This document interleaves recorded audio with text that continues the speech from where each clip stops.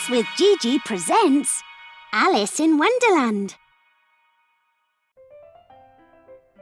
Alice was beginning to get very tired of sitting by her sister on the bank and of having nothing to do.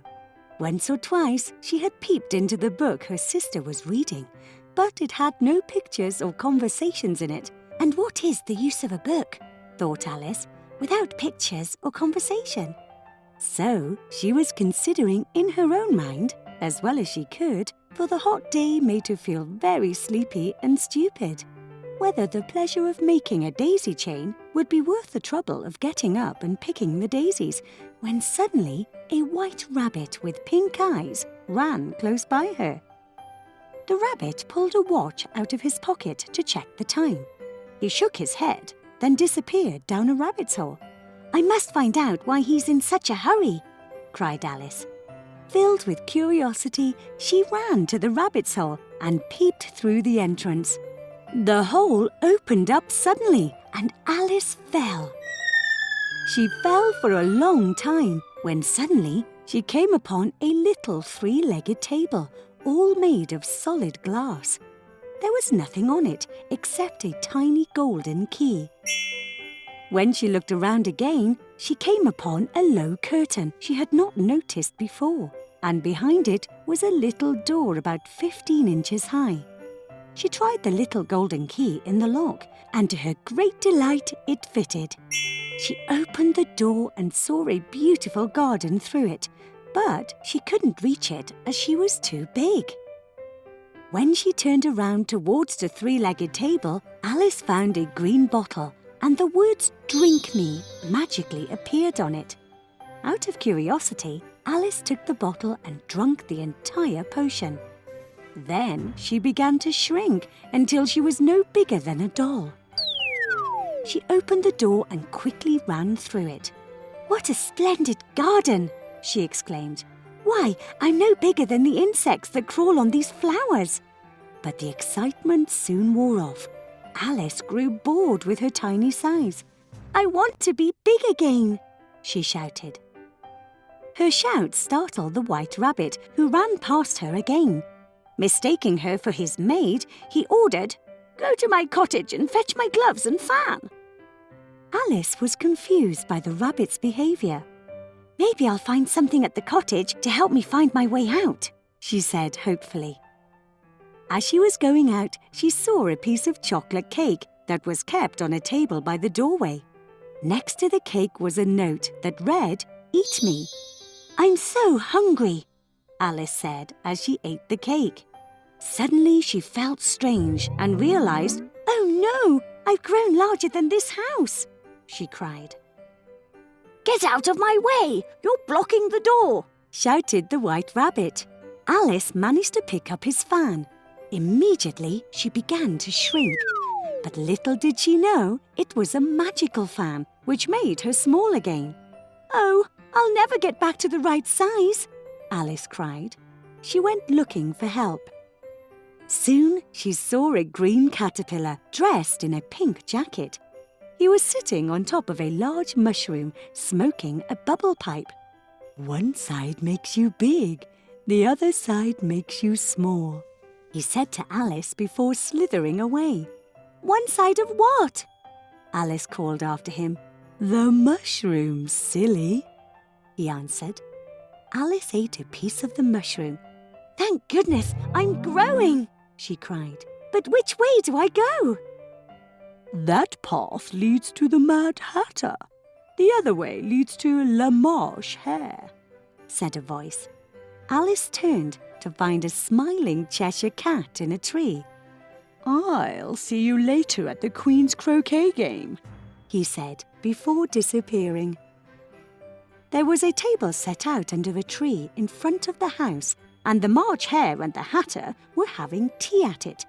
A Dormouse was sitting between them fast asleep, and the other two were using it as a cushion, resting their elbows on it and talking over its head. "Very uncomfortable for the Dormouse," thought Alice. "Only, as it's asleep, I suppose it doesn't mind." The table was a large one, but the three were all crowded together at one corner of it. "No room! No room!" they cried out when they saw Alice coming. "There's plenty of room," said Alice indignantly, and she sat down in a large armchair at one end of the table. "Have some wine," the March Hare said in an encouraging tone. Alice looked all round the table, but there was nothing on it but tea. "I don't see any wine," she remarked. "There isn't any," said the March Hare. "Then it wasn't very civil of you to offer it," said Alice angrily.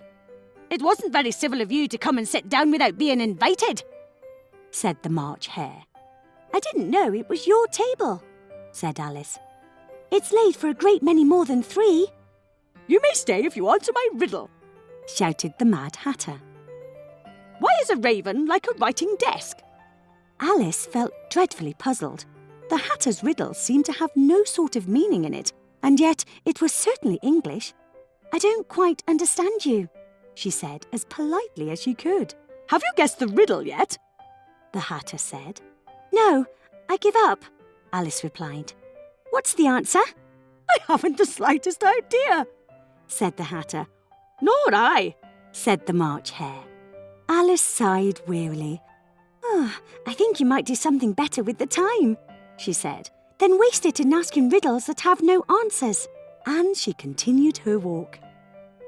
Suddenly she found herself in the middle of a field where the Queen of Hearts was playing croquet. Her guards and gardeners were shaped like cards. One gardener had planted white roses by mistake and then painted them red. "Off with their heads!" shrieked the Queen. "I hate white roses!" Then she noticed Alice and asked her, "Have you ever played croquet?" "Yes," Alice timidly answered. "But I've never used a flamingo or a hedgehog." "Play with me," ordered the Queen, "and let me win or I'll have your head." Alice tried her best to play well, but she had trouble with her flamingo. "Off with her head!" cried the Queen. Just then, a trumpet sounded in the distance, calling court to session.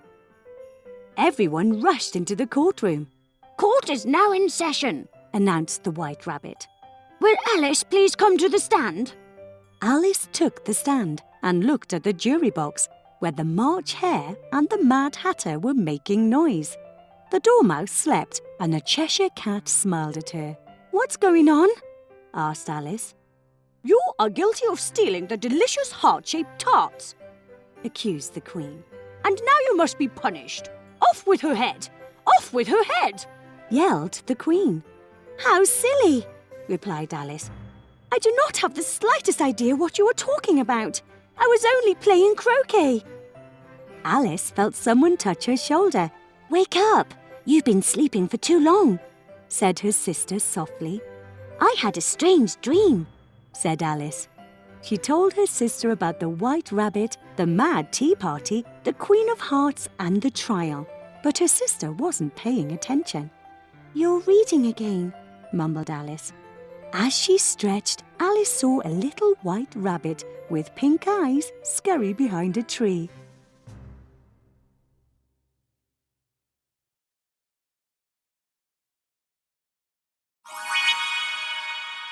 Did you like the story?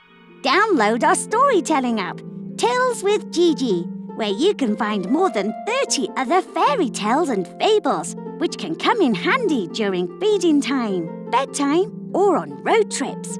And don't forget to subscribe to our channel. We've got new tales coming out every Wednesday.